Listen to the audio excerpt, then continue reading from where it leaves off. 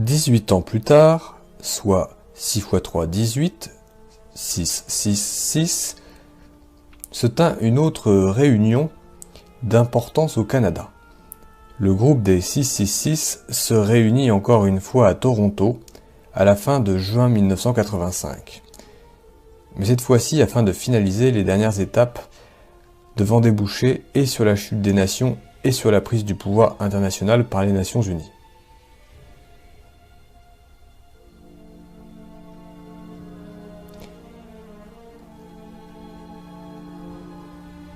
But du projet mondialiste, établissement de l'occulte mondial, moyen de financement du projet, contrôle du FMI, du GATT, de la Commission de Bruxelles, de l'OTAN, de l'ONU et d'autres organismes internationaux. Les dernières 18 années furent très profitables pour l'avancement de nos projets mondiaux. Je peux vous dire, frères, que nous touchons maintenant presque au but. La chute des États-nations n'est plus qu'une question de temps assez court, dois-je vous avouer en toute confiance. Grâce à nos agents d'infiltration et à nos moyens financiers colossaux, des progrès sans précédent ont maintenant été accomplis dans tous les domaines de la science et de la technologie, dont nous contrôlons financièrement les plus grandes corporations. Depuis les réunions secrètes avec M. de Rothschild dans les années 56, et qui avaient pour but de mettre au point le développement et l'implantation mondiale des ordinateurs, il nous est maintenant possible d'entrevoir la mise en place d'un genre d'autoroute internationale où toutes ces machines seraient reliées entre elles. Car comme vous le savez déjà, le contrôle direct et individuel des populations de la planète serait à tout le moins totalement impossible sans l'usage des ordinateurs et leur rattachement électronique les uns par rapport aux autres en un vaste réseau mondial. Ces machines d'ailleurs ont l'avantage de pouvoir remplacer des millions d'individus. De plus, elles ne possèdent ni conscience ni morale aucune, ce qui est indispensable pour la réussite d'un projet comme le nôtre. Surtout, ces machines accomplissent sans discuter tout ce qui leur est dicté. Elles sont des esclaves parfaits dont ont tant rêvé nos prédécesseurs, mais sans qu'ils aient été à même de se douter qu'un jour, il nous serait possible d'accomplir un tel prodige. Ces machines, sans patrie, sans couleur, sans religion, sans appartenance politique, sont l'ultime accomplissement et l'outil de notre nouvel ordre mondial. Elles en sont la pierre angulaire. L'organisation de ces machines en un vaste réseau mondial dont nous contrôlerons les leviers supérieurs nous servira à immobiliser les populations. Comment ?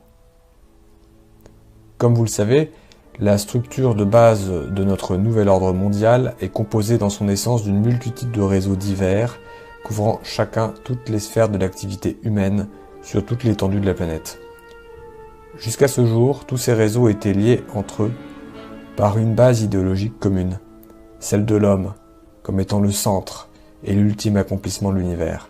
Ainsi, grâce à tous ces réseaux unis par le lien de la nouvelle religion de l'homme pour l'homme, nous avons pu facilement infiltrer tous les secteurs humains dans tous les pays occidentaux et en modifier la base judéo-chrétienne. Le résultat est qu'aujourd'hui, cet homme, qu'il fasse partie du politique, de l'économique, du social, de l'éducation, du scientifique ou du religieux, a déjà, depuis notre dernière réunion de fin juin 67, abandonné son héritage passé pour le remplacer par notre idéal d'une religion mondiale basée uniquement sur l'homme. Coupé ainsi qu'il est dorénavant de ses racines historiques, cet homme n'attend plus en définitive que lui soit proposée une nouvelle idéologie. Celle-ci, bien entendu, est la nôtre, celle du village communautaire global, dont il sera le centre. Et c'est précisément ce que nous lui apporterons en l'encourageant à faire partie, corps et âme, de ce réseau électronique mondial, où les frontières des États-nations auront été à tout jamais abolies, anéanties jusqu'à leurs racines les plus profondes. Pendant que cet homme égaré sera absorbé par son enthousiasme aveugle à faire partie de sa nouvelle communauté mondiale en faisant partie de ce vaste réseau d'ordinateurs pour notre compte, nous verrons à partir des leviers supérieurs qui lui seront cachés à le ficher, à l'identifier, à le comptabiliser et à le rentabiliser selon notre propre objectif. Car, à l'intérieur de cette nouvelle société globale, aucun individu ayant un potentiel de rentabilité pour nous ne pourra nous échapper. L'apport constant de la technologie électronique devra nous assurer de tous les moyens pour ficher, identifier et contrôler tous les individus des populations de l'Occident. Quant à ceux qui ne représenteront aucune rentabilité exploitable par nous, nous verrons à ce qu'ils s'éliminent d'eux-mêmes à travers toutes les guerres intestines locales que nous aurons pris soin de faire éclater ici et là en nous ayant servi et de la chute de l'économie des États-nations et des oppositions et des revendications des divers groupes composant ces mêmes États. Voici donc la manière détaillée par laquelle nous procéderons d'ici 1998 pour paver la route à la naissance de notre gouvernement mondial. Premier point, décupler la société des loisirs qui nous a été si profitable à date, en nous servant de l'invention du vidéo que nous avons financé et des jeux qui lui sont rattachés. Finissons de pervertir la morale de la jeunesse, offrons-lui la possibilité de satisfaire maintenant tous ses instincts. Un être possédé par ses sens et esclave de ceux-ci, nous le savons, n'a ni idéal ni force intérieure pour défendre quoi que ce soit. Il est un individualiste par nature et représente un candidat parfait que nous pouvons modeler aisément selon nos désirs et nos priorités. D'ailleurs, rappelez-vous avec quelle facilité nos prédécesseurs ont pu orienter toute la jeunesse allemande au début du siècle en se servant du désabusement de cette dernière. Deuxième point. Encourager la contestation étudiante pour toutes les causes rattachées à l'écologie. La protection obligatoire de cette dernière sera un atout majeur le jour où nous aurons poussé les États-nations à échanger leur dette intérieure contre la perte de 33% de tout leur territoire demeuré à l'état sauvage. Comblons le vide intérieur de cette jeunesse en l'initiant dès son tout jeune âge à l'univers des ordinateurs. Utilisons pour cela son système d'éducation. Un esclave au service d'un autre esclave que nous contrôlons. C'était le point 3. Point 4. Sur un autre plan, établissons le libre-échange international comme étant une priorité absolue pour la survie économique des États-nations. Cette nouvelle conception économique nous aidera à accélérer le déclin des nationalistes de toutes les nations, à les isoler en factions diverses et au moment voulu à les opposer farouchement les uns aux autres dans des guerres intestines qui achèveront de ruiner ces nations. Point 5. Pour nous assurer à tout prix de la réussite d'une telle entreprise, faisons en sorte que nos agents déjà infiltrés dans les ministères des Affaires intergouvernementales et de l'immigration des États-nations fassent modifier en profondeur les lois de ces ministères. Ces modifications viseront essentiellement à ouvrir les portes des pays occidentaux à une immigration de plus en plus massive à l'intérieur de leurs frontières. Immigration que nous aurons d'ailleurs provoquée, en ayant pris soin de faire éclater ici et là de nouveaux conflits locaux. Également, utilisons des campagnes de presse bien orchestrées dans l'opinion publique des États-nations ciblés. Nous provoquerons donc chez celles-ci un afflux important de réfugiés qui aura pour effet de déstabiliser leur économie intérieure et de faire augmenter les tensions raciales à l'intérieur de leur territoire. Nous verrons à faire en sorte que des groupes d'extrémistes étrangers fassent partie de ces afflux d'immigrants, ce qui facilitera la déstabilisation politique, économique et sociale des nations visées. Point 6. Ce libre-échange, qui en réalité n'en est pas un, car il est déjà contrôlé par nous tout au sommet de la hiérarchie économique, noyautons-le. Pour cela, utilisons 3 commissions latérales, celle de l'Asie, celle de l'Amérique, celle de l'Europe. Il nous apportera la discorde à l'intérieur des États-nations par la hausse du chômage reliée aux restructurations de nos multinationales. Point 7. Transférons lentement mais sûrement nos multinationales dans de nouveaux pays acquis à l'idée de l'économie de marché, tels les pays de l'Est, de l'Europe, en Russie et en Chine par exemple.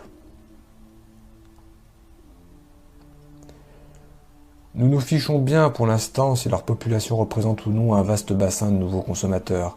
Ce qui nous intéresse, c'est d'avoir accès en premier lieu à une main-d'œuvre esclave, à bon marché et non syndiquée.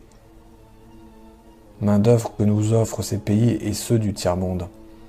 D'ailleurs, leurs gouvernements ne sont-ils pas mis en place par nous? Ne font-ils pas appel à l'aide étrangère et auprès de notre Fonds monétaire international et de notre Banque mondiale? Ces transferts offrent plusieurs avantages pour nous.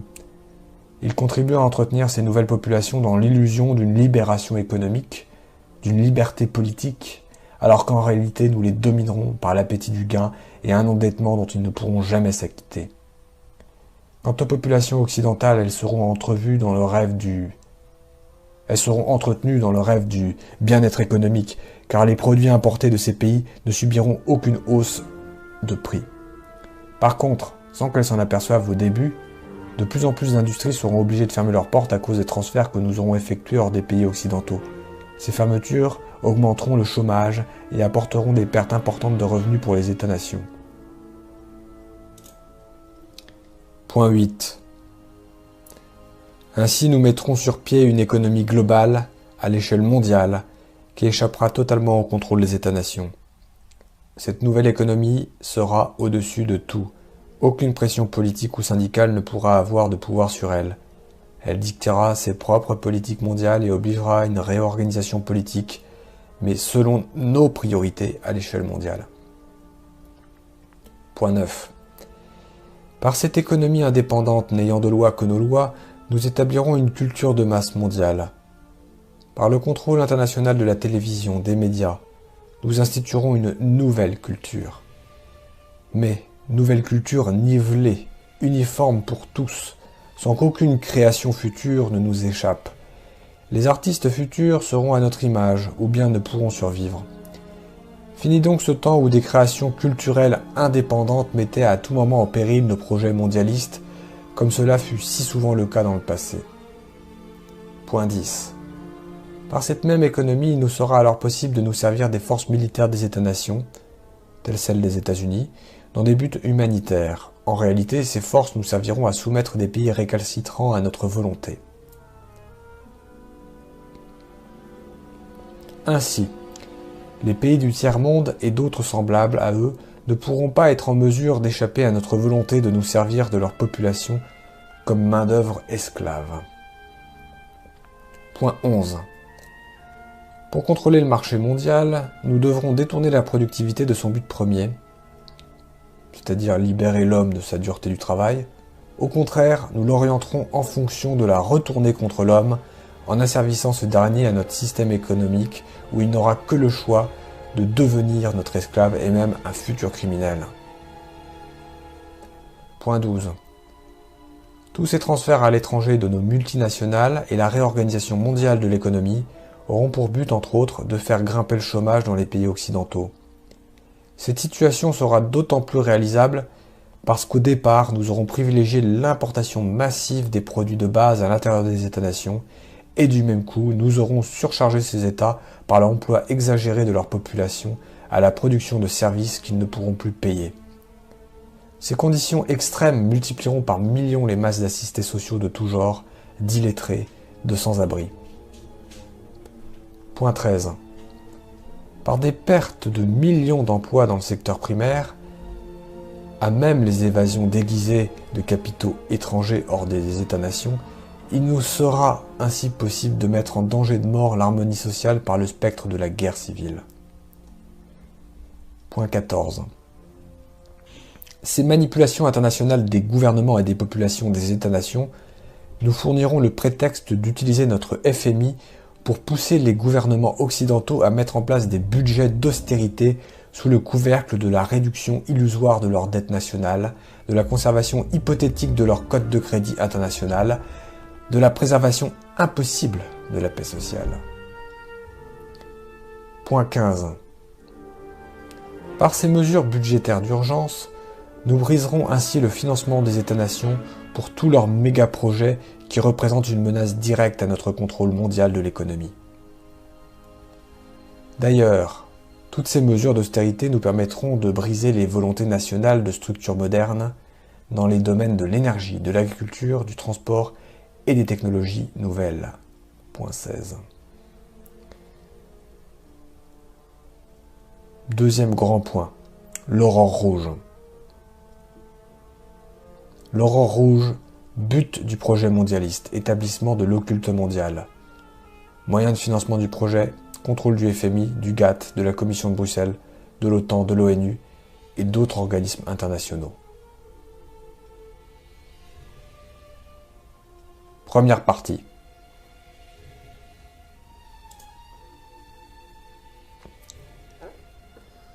Point 17. Ces mêmes mesures nous offriront l'occasion rêvée d'instaurer notre idéologie de la compétition économique. Celle-ci se traduira à l'intérieur des États-nations par la réduction volontaire des salaires, les départs volontaires avec remise de médailles pour service rendu, ce qui nous ouvrira les portes à l'instauration partout de notre technologie de contrôle. Dans cette perspective, tous ces départs seront remplacés par des ordinateurs à notre service. Point 18. Ces transformations sociales nous aideront à changer en profondeur la main-d'œuvre policière et militaire des États-nations. Sous le prétexte des nécessités du moment et sans éveiller de soupçons, nous nous débarrasserons une fois pour toutes de tous les individus ayant une conscience judéo-chrétienne. Cette restructuration des corps policiers et militaires nous permettra de limoger sans contestation le personnel âgé, de même que tous les éléments ne véhiculant pas nos principes mondialistes. Ceux-ci seront remplacés par de jeunes recrues, dépourvus de conscience et de morale, et déjà tout entraînés et favorables à l'usage inconsidéré de notre technologie de réseau électronique. Point 19. Dans un même temps, et toujours sous le prétexte de coupures budgétaires, nous veillerons au transfert des bases militaires des États-nations vers l'Organisation des Nations Unies. Point 20. Dans cette perspective, nous travaillerons à la réorganisation du mandat international des Nations Unies, de force de paix sans pouvoir décisionnel, nous l'amènerons à devenir une force d'intervention où seront fondues en un tout homogène les forces militaires des États-nations. Ceci nous permettra d'effectuer sans combat la démilitarisation de tous ces États de manière à ce qu'aucun d'entre eux dans l'avenir ne soit suffisamment puissant, indépendant, pour remettre en question notre pouvoir mondial. Point 21. Pour accélérer ce processus de transfert, nous impliquerons la force actuelle des Nations Unies dans des conflits impossibles à régler. De cette manière, et avec l'aide des médias que nous contrôlons, nous montrerons aux populations l'impuissance et l'inutilité de cette force dans sa forme actuelle.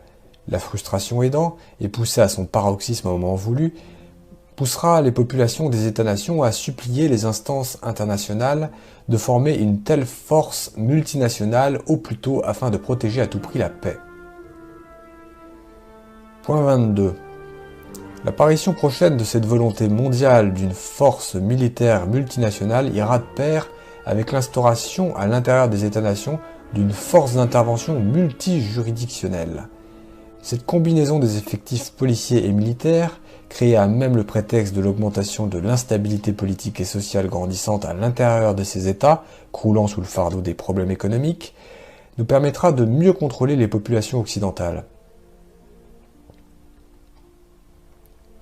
Ici, l'utilisation à outrance de l'identification et du fichage électronique des individus nous fournira une surveillance complète de toutes les populations visées. Point 23. Cette réorganisation policière et militaire intérieure et extérieure des États-nations permettra de faire converger le tout vers l'obligation de la mise en place d'un centre mondial judiciaire. Ce centre permettra aux différents corps policiers des États-nations d'avoir rapidement accès à des banques de données sur tous les individus potentiellement dangereux pour nous sur la planète.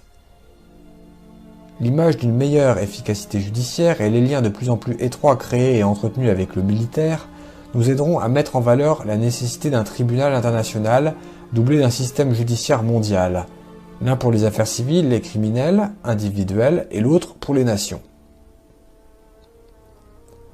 Point 24.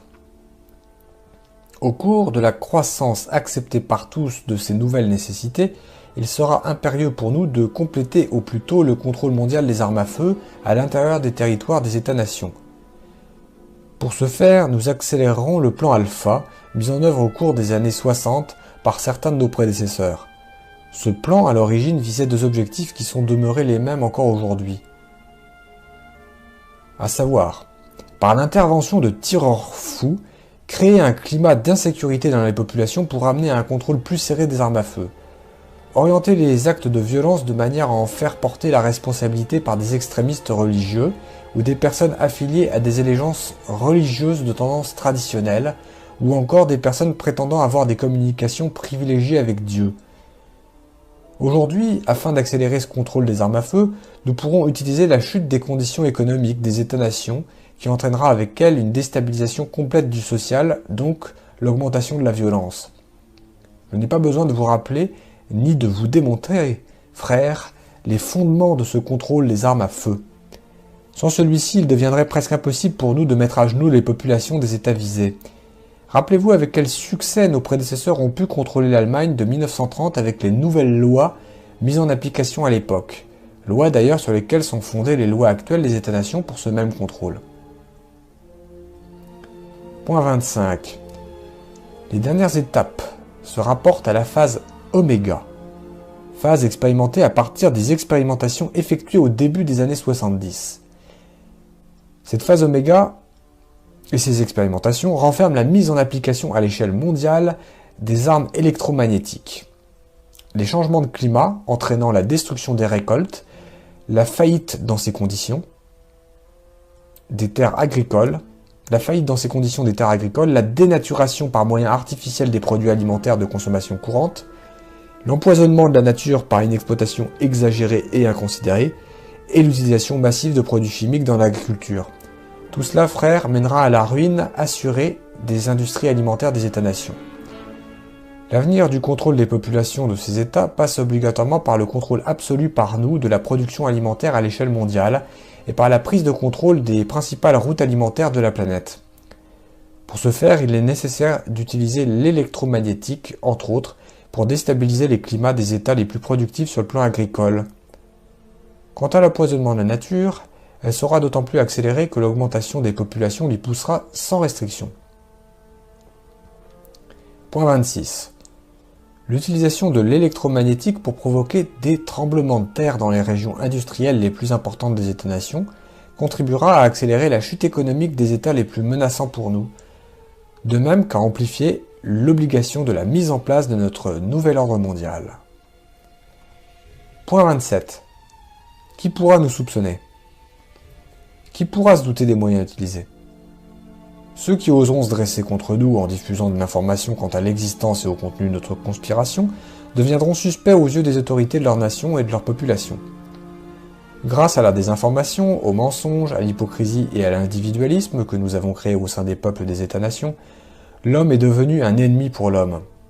Ainsi, ces individus indépendants, qui sont des plus dangereux pour nous, justement à cause de leur liberté, seront considérés par leurs semblables comme étant des ennemis et non des libérateurs.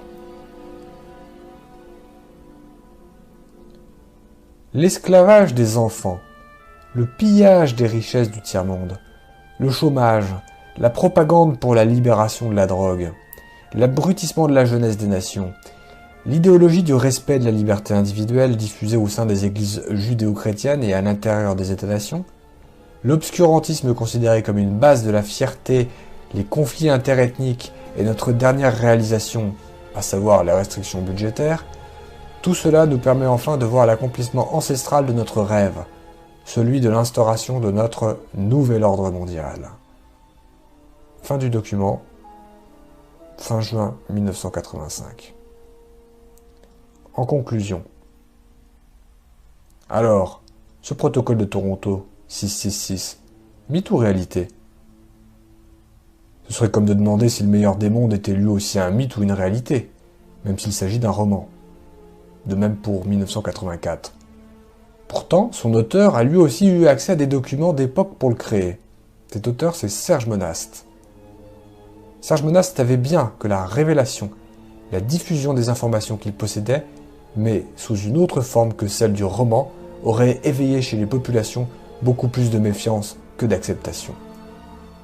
Et combien d'autres auteurs ont dû, eux aussi, user du même stratagème pour avertir leurs contemporains et les générations futures. Alors, le protocole de Toronto 666 et l'aurore rouge, mythe ou réalité? L'urgence de la situation actuelle, c'est engendrée par le début des restrictions budgétaires qui marquent le commencement de la fin, la réalisation proche du nouvel ordre mondial occulte. Cette urgence ne permettrait-elle pas la rédaction d'un roman, ce qui aurait pris trop de temps dans le contexte présent? Mais l'impact provoqué quant à la révélation de ces documents est tout de même important, car leur publication aura pour effet de placer sur la défensive ceux qui en sont à l'origine. Ce qui est souhaité ici, c'est qu'au-delà de la désinformation véhiculée et entretenue par des politiciens sans scrupules et par des gens apeurés face à la possibilité de perdre des intérêts personnels, chaque lecteur puisse réfléchir, se regrouper avec d'autres semblables à lui et prendre maintenant des moyens pour survivre face à ce qui vient. Même si ma vie est en danger à cause de la diffusion d'informations comme celle-ci, la vôtre l'est encore plus par l'ignorance de ces mêmes informations. Alors, le protocole de Toronto 666 et l'aurore rouge, mythe ou réalité? À vous de répondre. À vous de voir dans les événements récemment passés et futurs si ces documents appartiennent au domaine de la fiction ou de la réalité. À vous de réaliser que la peur n'a d'autre objet que de vous paralyser et de vous placer à la merci de ceux qui ne veulent que vous contrôler pour mieux vous asservir selon leurs intérêts, qui en fin de compte ne sont pas les vôtres. Alors, le protocole de Toronto 666 et l'aurore rouge, mythe ou réalité? Fin.